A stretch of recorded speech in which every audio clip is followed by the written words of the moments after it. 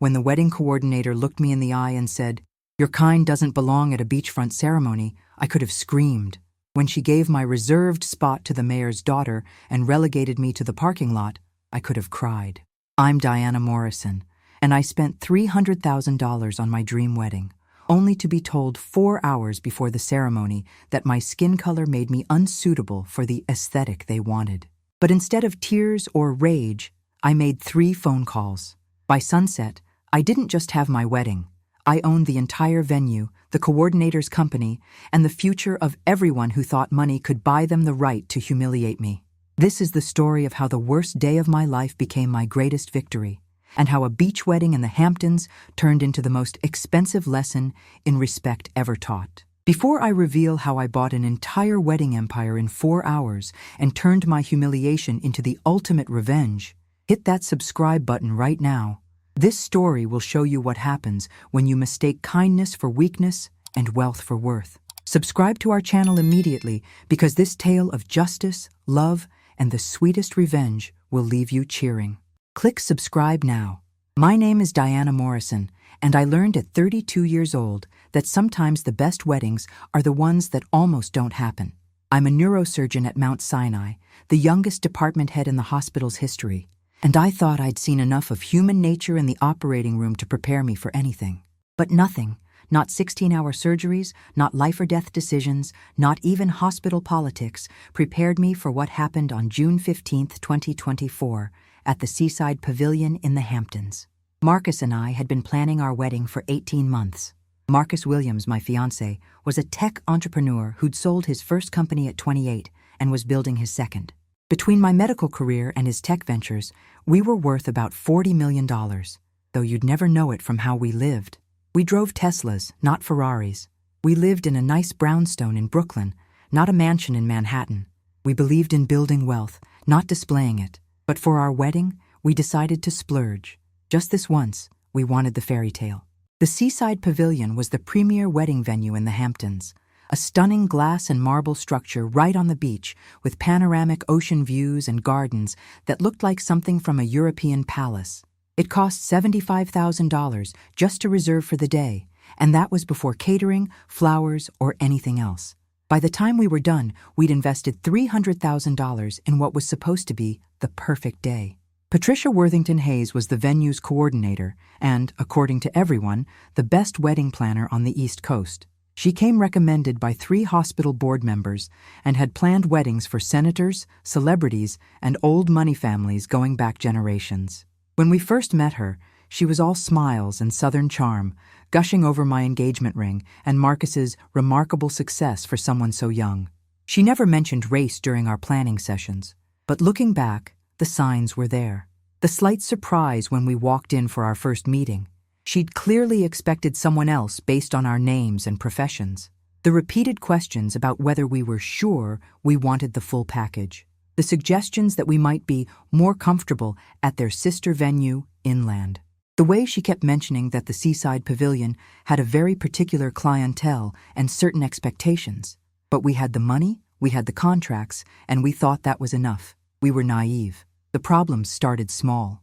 Our tasting menu was somehow lost, and we had to reschedule 3 times. Our flower order was mysteriously changed from white roses and peonies to more appropriate carnations, which I had to correct. The jazz quartet we'd hired was told the wrong time and almost didn't show up for the rehearsal. Each time, Patricia apologized profusely, blaming new staff or computer glitches, and we chose to believe her. The rehearsal dinner, held the night before at the venue, went perfectly. Our families mingled beautifully. My parents, both professors from Howard University, charming everyone with their stories. Marcus's family from Oakland, his mother a retired judge, his father a civil rights attorney who'd argued cases before the Supreme Court. We had doctors, lawyers, engineers, entrepreneurs, successful, accomplished people who happened to be mostly black and brown. Patricia seemed nervous that evening, constantly checking her phone and whispering to her assistant. When I asked if everything was all right, she gave me a tight smile and said, "Just making sure tomorrow is absolutely perfect for you, dear." I should have known then that something was wrong. The morning of June 15th dawned perfect. Clear skies, gentle breeze, the ocean sparkling like diamonds.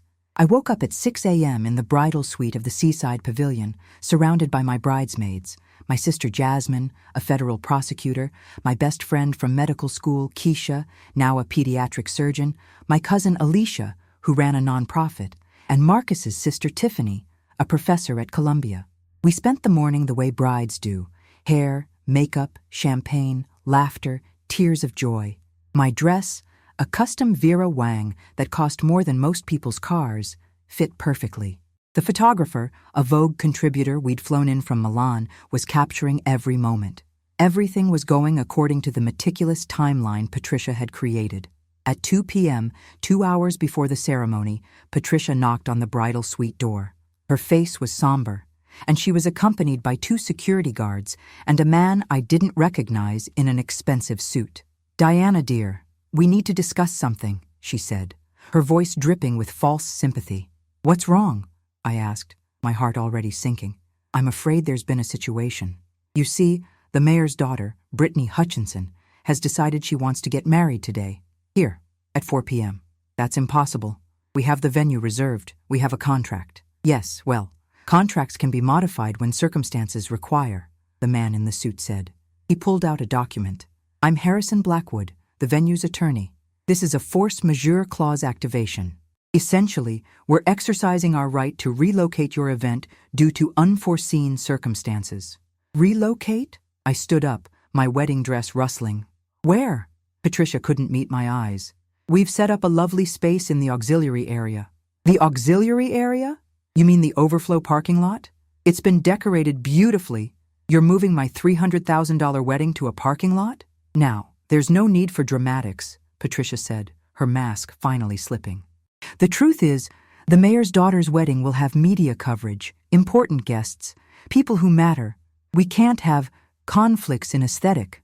"Conflicts in aesthetic?" Jasmine stepped forward, her prosecutor voice emerging. "Say what you really mean." Patricia lifted her chin. "Fine. The Hutchinsons don't want their photos ruined by having your people in the background. The contrast would be jarring. Surely you understand. This is the Hamptons, not Brooklyn." The room exploded. My bridesmaids all started talking at once, voices raised in outrage. But I stood perfectly still, my mind racing not with anger, but with calculation. I was thinking about something Marcus had told me about hostile takeovers, about how the best time to strike is when your opponent thinks they've already won. "How much?" I asked quietly, silencing everyone. "I'm sorry?" Patricia looked confused. "How much is Brittany paying for my venue?" "That's confidential." "It's fine," I said, pulling out my phone. "I'll find out anyway. Jasmine, what's the penalty for breach of contract with force majeure clause misuse?" "Triple damages minimum, plus punitive damages for discrimination. We're looking at about $1 million, maybe more." "Interesting." I scrolled through my contacts. "Mr. Blackwood, who owns the Seaside Pavilion?" "It's held by Hamptons Hospitality Group, LLC." "And who owns that?" "It's a consortium of investors, including the Whitmore Family Trust, correct? About 40%? His face paled. "How did you—" "I did my research before spending $300,000. I found the contact I was looking for." "Excuse me, I need to make a call." I dialed James Whitmore, whose life I'd saved 6 months ago when he'd had a brain aneurysm at a charity gala. He'd told me repeatedly he owed me everything, that if I ever needed anything at all, I should call. "Diana, how's the wedding planning going?" "James, I'm at the Seaside Pavilion. Did you know your venue is trying to move my wedding to a parking lot to make room for the mayor's daughter?" The silence on the other end was deafening. Then, "They're doing what?" "Patricia Worthington Hayes and your attorney, Mr. Blackwood, are here right now, telling me my guests would create an aesthetic conflict." "Put me on speaker." I did. "Blackwood, you stupid son of a bitch, what are you doing?" "Mr. Whitmore, sir, the mayor's daughter. I don't care if the Queen of England wants the venue. Dr. Morrison has a contract. She saved my life, and you're trying to put her in a parking lot? The aesthetic concerns. The only aesthetic concern I have is the lawsuit that's about to aesthetically ruin us." "Dr. Morrison? What do you need?" I looked at Patricia, who had gone from smug to terrified in 30 seconds. "I want Patricia fired. I want Blackwood fired, and I want my wedding to proceed as planned." Done, done, and done. Blackwood, Patricia, you're terminated effective immediately. Get out. Dr. Morrison, I'm so sorry. Your wedding will be perfect, I promise. Actually, James, I said, an idea forming. I have a better proposal. How much would it cost to buy your 40% of Hampton's hospitality group? Another silence. Are you serious? Completely. Marcus and I have been looking for hospitality investments. This seems like the perfect opportunity. Market value is about $20 million for my share. I'll give you $25 million for it, with one condition. I want majority control, which means I need to buy out at least one other investor. Who owns the next biggest share? Richard Hutchinson, the mayor. He owns 20%. I couldn't help but smile. Perfect. Can you get him on the line? Within minutes, I had Mayor Hutchinson on speaker. Patricia was practically hyperventilating. Mr. Mayor, I understand your daughter wants to use the seaside pavilion today. Yes, and I'm sure we can work out something mutually beneficial. I agree. Here's my proposal. I buy your 20% stake in Hampton's Hospitality Group for $15 million. That's $5 million over market value. In exchange, your daughter can have her wedding here, next Saturday, after mine concludes today, as scheduled. That's extortion. No, that's business. Your attorney there can explain the difference. Oh, and if you refuse, not only will I proceed with the breach of contract lawsuit, but I'll also file federal discrimination charges. I'm sure the media would love to cover that during your re-election campaign. The mayor cursed under his breath. You can't be serious. Mr. Mayor, I'm a neurosurgeon. I'm always serious. You have 10 minutes to decide. After that, the offer drops to market value. I hung up and turned to Patricia, who was backing toward the door. Where are you going? I asked sweetly. We're not done. You can't. You don't have the authority. Not yet, but in about 9 minutes I will. Jasmine, call the Times reporter who's been wanting to do a story on discrimination in the Hamptons. Tell her I have something spectacular for her. No! Patricia lunged forward. Please, this will ruin everything. Everything? You mean like my wedding? My $300,000 18-month planned wedding that you tried to move to a parking lot because you didn't like the color of my guests? My phone rang. The mayor had lasted 3 minutes. Fine, he spat. $15 million for my 20%. Wonderful. My attorney will send the paperwork within the hour. I looked at James on the other line. James, I believe that gives me 60% ownership. Would you like to stay on as a board member? Absolutely. And Dr. Morrison? Fire whoever you want. I turned to Patricia, who was crying now, her perfect makeup running. Patricia Worthington Hayes, you're fired. Security, please escort her out. Actually, wait. I looked at her. Who else was involved in this decision? She stayed silent. Patricia, you can tell me now, or I can find out during the lawsuit discovery. One way leads to just termination. The other leads to criminal charges. The entire events team, Madison, Jennifer, Charles, they all agreed we couldn't have, that it would damage our reputation. Get them all in here, now. 20 minutes later, the entire events team stood before me in the bridal suite, looking terrified. Madison Phillips, the assistant coordinator, Jennifer Ross, the catering manager, Charles Beaumont, the operations director. All white, all from old families, all looking at me like I was the devil incarnate. As of, I checked my watch, 2:47 p.m. on June 15th, you're all terminated. Security will escort you out. Your final paychecks will include the legally required severance, nothing more. You can't do this, Charles sputtered. We've been here for years. And for years, you've been discriminating against people who look like me. Did you think we didn't notice? The way you always lost reservations from certain families? The way prices mysteriously doubled when certain names called? The way you steered certain people to the inland venue? They couldn't deny it because it was true. But here's the thing, I continued. I'm not just firing you. I'm going to hire the best employment lawyers in New York to go through every event you've coordinated in the past 5 years. Every couple you've discriminated against, every family you've humiliated, every dream wedding you've destroyed because the bride or groom didn't fit your aesthetic. They're all going to get letters offering to join a class action lawsuit. Jennifer started sobbing. Madison fell into a chair. Charles just stared at me with undisguised hatred. This is the Hamptons, he said. You don't belong here. You're right, I said. I don't belong here. I own here. There's a difference. Security, get them out, all of them. As security led them away, I turned to my bridesmaids, who were staring at me in awe. Holy shit, Diana, Keisha whispered. You just bought the venue. I did. And now we have 90 minutes to pull off this wedding. Jasmine, call Marcus. Tell him what happened and that everything is under control. Alicia, we need new event coordinators immediately. Tiffany, can you coordinate with the catering staff? They're going to be confused and scared. What about you? Jasmine asked. I'm going to finish getting ready for my wedding.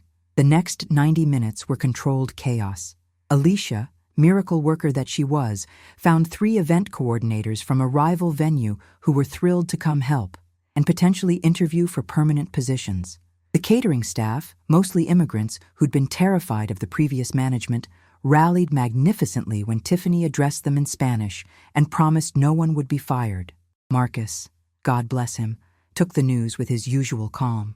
So my wife bought our wedding venue 4 hours before the ceremony? That's the most Diana thing I've ever heard. I love you. At 3:45 p.m., 15 minutes before the ceremony was supposed to start, Mayor Hutchinson arrived with his wife and daughter. Brittany was in a wedding dress, clearly hoping I'd cave at the last minute. This is ridiculous, she whined. Daddy, do something. I did do something, the mayor said quietly. I sold my shares. It's done, Brittany. But my wedding will be beautiful next Saturday, I said, entering the room in my full wedding dress. The venue is yours for free. Consider it a gesture of goodwill. But today is my day. Brittany looked at me, really looked at me for the first time. You're the doctor who saved Mr. Whitmore. I am. And you're marrying Marcus Williams, the tech guy who founded MedTech Solutions. I am. I didn't know. You didn't ask. You heard about a black woman's wedding and assumed we didn't belong. But here's a free lesson, Brittany. Belonging isn't about color or old money or who your father is. It's about how you treat people. Remember that at your wedding next week. At exactly 4 p.m., I walked down the aisle on my father's arm. The setting sun painted the ocean gold, and the glass pavilion glowed like a jewel. Our 200 guests rose as one, and at the altar, Marcus stood waiting, looking at me like I was his entire world. Patricia Worthington Hayes and her team watched from the parking lot, where security had allowed them to retrieve their cars. I saw them through the glass walls, standing by their vehicles, watching the wedding they'd tried to destroy proceed without them. Pastor Williams, Marcus's uncle, performed the ceremony. When he spoke about love conquering all obstacles, about building something beautiful together, about facing challenges as a united force, I felt the words in my bones. We'd already conquered our first challenge as a married couple, and we hadn't even said, I do, yet. Diana, Marcus said in his vows, you are brilliant, fearless, and absolutely unstoppable. Today, you didn't just save our wedding, you transformed injustice into opportunity, discrimination into domination. You are my hero, my heart, and after today, apparently my hospitality mogul. I love you beyond words. Marcus, I replied in mine, you are my anchor in every storm, my partner in every battle, my joy in every victory. Today, when others tried to diminish us, you stood tall. When I went to war, you backed me without question. You are my love, my life, and my forever. Also, surprise, we now own a wedding venue. The laughter that rippled through our guests was warm and genuine. When Pastor Williams pronounced us husband and wife, when Marcus kissed me as the sun set over the ocean, when our guests erupted in celebration, I felt something profound shift. This wasn't just a wedding anymore. It was a victory. It was a statement. It was a new beginning in more ways than one. The reception was legendary. The band we'd hired, led by a Grammy-winning artist who was Keisha's cousin, had everyone dancing. The food, prepared by a chef who'd been stifled under the previous management but now felt free to showcase his true talents, was extraordinary. The speeches ranged from hilarious to heartfelt, with Jasmine bringing down the house when she described my phone call to buy the venue as the most Diana power move in the history of power moves. But the best moment came when the catering staff, the ones Patricia had always treated as invisible, approached me. Mrs. Williams, their leader, an older Haitian woman named Marie, said, "We want to thank you. For the first time in 10 years, we feel valued. You are valued," I told her. And on Monday, we're discussing raises, benefits, and profit sharing. This place is under new management, and that means everyone gets treated with dignity. She hugged me. tears in her eyes. And suddenly I was surrounded by staff members, all thanking me, all celebrating with us. It was beautiful and chaotic and perfect. At midnight, as the reception wound down, Marcus and I stood on the beach, still in our wedding clothes, watching the moon rise over the water. "So," he said, "we own a wedding venue now." "We do. Is that okay? Diana, you could have bought the moon today and I would have supported you. But what are we going to do with it? Transform it. Make it the first truly inclusive luxury venue in the Hamptons. Show everyone that excellence doesn't have a color and neither does celebration. I love it. I love you. Even though I spent $40 million on revenge? Especially because you spent $40 million on revenge. Do you know how badass my wife is? You performed brain surgery on a billionaire, bought a wedding venue out of spite, and still looked absolutely stunning walking down that aisle. It was a beautiful day. It was perfect, chaos and all.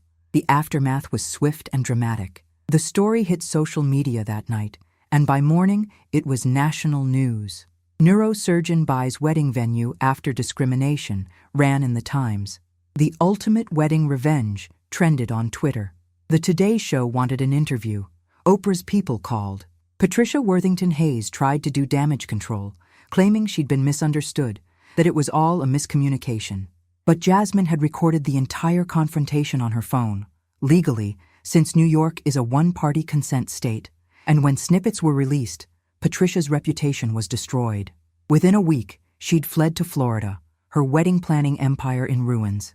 The other fired employees tried to sue for wrongful termination, but the employment lawyers I'd hired found so much evidence of discrimination that they quickly withdrew their claims and signed NDAs in exchange for us not pursuing criminal charges. Mayor Hutchinson lost his re-election bid 6 months later, partly due to the scandal. Brittany did have her wedding at the venue the following Saturday. I kept my word, but it was subdued, haunted by the ghost of what had happened the week before. But the best outcomes were the positive ones. The Seaside Pavilion, under new management, became the most sought-after wedding venue in New York. We hired a diverse team of event coordinators who brought fresh ideas and genuine warmth. We instituted a policy where 10% of all weddings were offered at cost to couples who couldn't otherwise afford it. We partnered with local culinary schools to provide training and job opportunities. Marie, the Haitian woman who'd thanked me, became our head of operations. She knew more about running events than any of the previous management, having done the actual work for a decade while they took the credit. The class action lawsuit I'd threatened became reality, with 43 couples joining. Each received compensation for the discrimination they'd faced. Some used the money for the dream weddings they'd been denied. Others donated it to organizations fighting for equality. A year later, on our first anniversary, Marcus and I renewed our vows at the Seaside Pavilion, this time with 1,000 guests, including all the couples from the lawsuit, all the staff members who'd been invisible under previous management, and all the people who'd supported us. It was less a vow renewal and more a celebration of transformation. James Whitmore gave a speech. A year ago, Diana Morrison saved my life with her surgical skills. Then, she saved this venue with her business acumen. But most importantly, she saved the soul of this place by showing us that true luxury isn't about exclusion. It's about excellence. Patricia Worthington Hayes wasn't invited, but we heard she was working at a mid-level hotel in Orlando. Her reputation in the high-end wedding industry permanently destroyed. The other fired employees had similar fates. Charles was selling insurance, Madison was working at her father's accounting firm, and Jennifer had moved back in with her parents. Meanwhile, the venue thrived. We expanded, buying 2 more properties, creating the Morrison-Williams Hospitality Group. Each venue maintained the highest standards of luxury while being genuinely inclusive. Our tagline, "Where every love story matters," wasn't just marketing, it was our mission. 3 years later, I was invited to speak at Harvard Business School about crisis management and turning discrimination into opportunity. I stood at the podium, looking at a room full of future business leaders, and told them the story of my wedding day. The lesson isn't just about having the money to buy your way out of discrimination, I said. It's about recognizing that discrimination is both morally wrong and bad business. Patricia Worthington Hayes and her team lost their jobs, their venue lost its reputation, and their investors lost millions, all because they couldn't see past the color of my skin to the content of my character and checking account. A student raised his hand. Dr. Williams, do you regret how it happened? Wouldn't it have been better if the discrimination had never occurred? Of course it would have been better if it never happened. But it did happen, and it's been happening to couples for decades at that venue and others like it. My story just had a different ending because I had the resources to fight back. That's why Marcus and I started the Wedding Justice Fund, to help couples who face discrimination but don't have $40 million to buy the venue. Another student asked, what happened to Patricia and her team? Do you feel sorry for them? I feel sorry that they were so blinded by prejudice that they destroyed their own careers. But no, I don't feel guilty. They made choices. Those choices had consequences. The fact that they never expected to face consequences for discriminating against Black couples shows how entitled they were. What would you have done if you couldn't buy the venue? I would have had my wedding in the parking lot, made it the most beautiful parking lot wedding ever, and then destroyed them legally and in the media. But buying the venue was more fun. The room laughed. 5 years have now passed since that June day. The Seaside Pavilion is booked solid for the next 3 years. We've hosted weddings for celebrities, politicians, and regular people who save for years for their dream day. We've been featured in Vogue, Martha Stewart Weddings, and the Times Style section.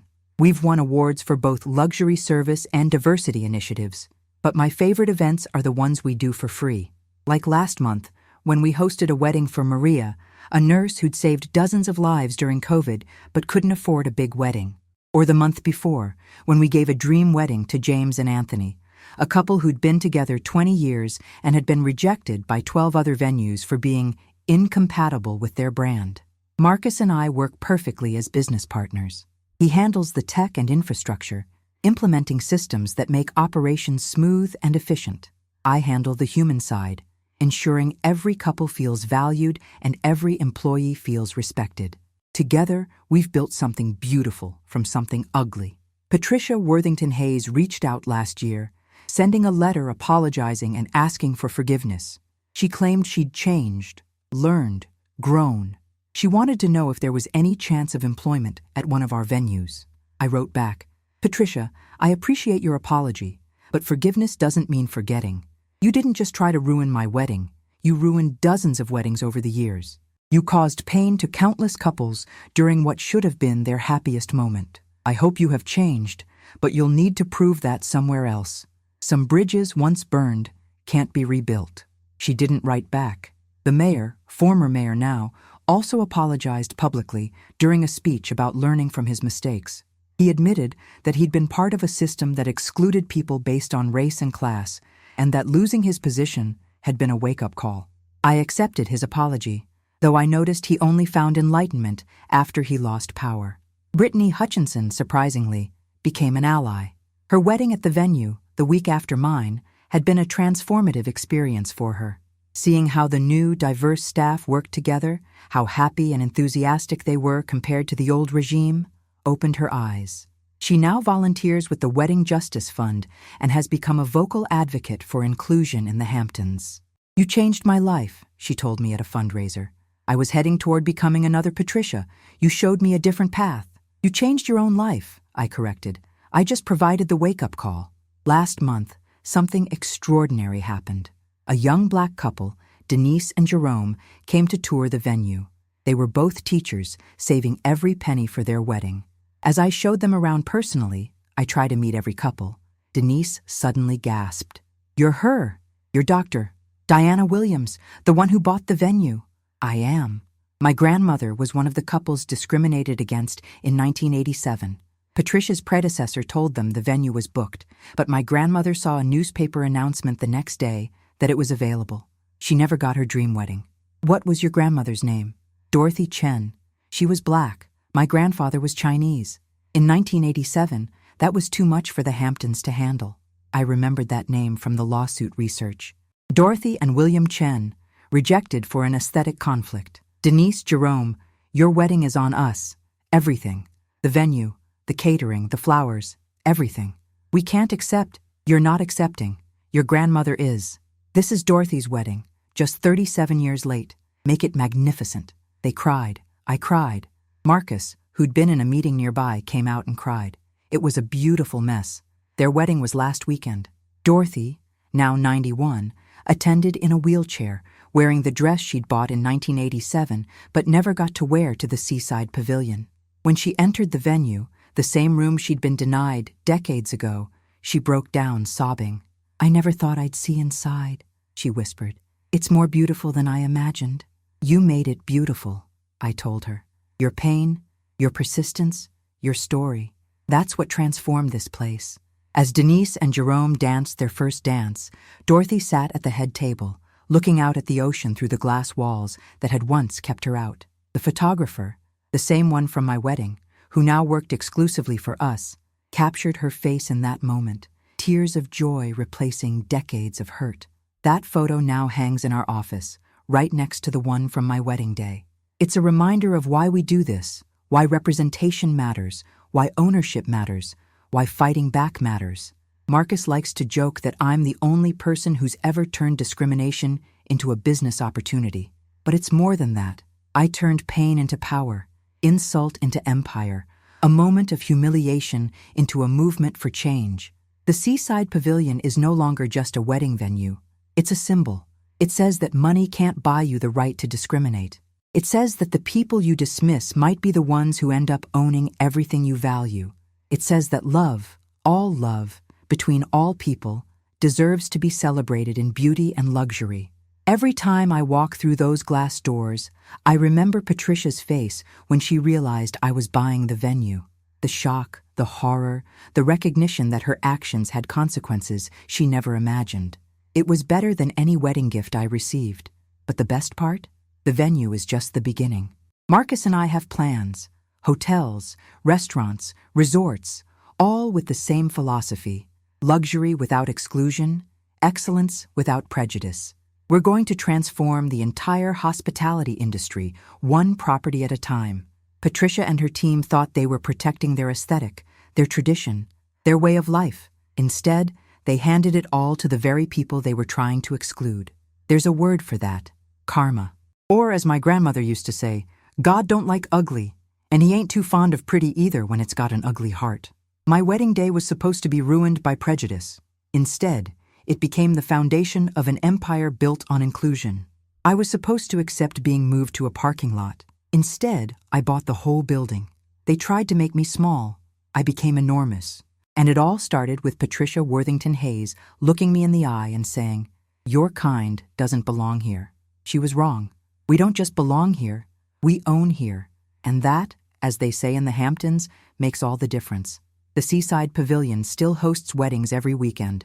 Sometimes I stand on the balcony and watch couples exchange vows.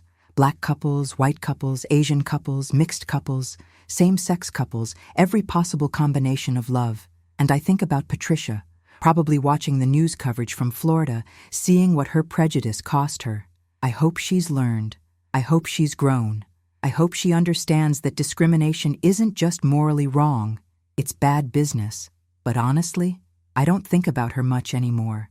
I'm too busy running an empire, planning expansions, and making sure that no couple ever again hears the words, "Your kind doesn't belong here," at what should be the happiest moment of their lives. My name is Dr. Diana Morrison Williams. I'm a neurosurgeon, a CEO, a wife, and the woman who bought a wedding venue 4 hours before my ceremony because someone thought my money wasn't green enough to overcome my skin being too brown. They were wrong about that too. Money is always green. Power is always respected, and revenge, especially when served at a beachfront wedding in the Hamptons, is always sweet. If this incredible story of triumph over discrimination moved you, if you believe that prejudice should always meet its match in power and justice, then you absolutely need to subscribe to our channel right now. Hit that subscribe button and the notification bell, because we share real stories that prove karma is real, revenge is possible, and sometimes the best response to "you don't belong here" is "I'll buy the whole place." These aren't just stories. They're blueprints for justice, testimonies to resilience, and proof that those who try to diminish us often end up beneath us. Subscribe now and join our community of millions who understand that the best revenge isn't just success, it's systematic transformation of the very structures that tried to exclude us. Every week, we bring you stories that will inspire you, empower you, and remind you that dignity can't be bought, but venues can. Don't miss another incredible tale of turning discrimination into domination. Click that subscribe button right now and be part of a movement that celebrates those who refuse to be moved to the parking lot of life. Subscribe today, and remember, when they try to push you out, buy your way in, then change all the locks.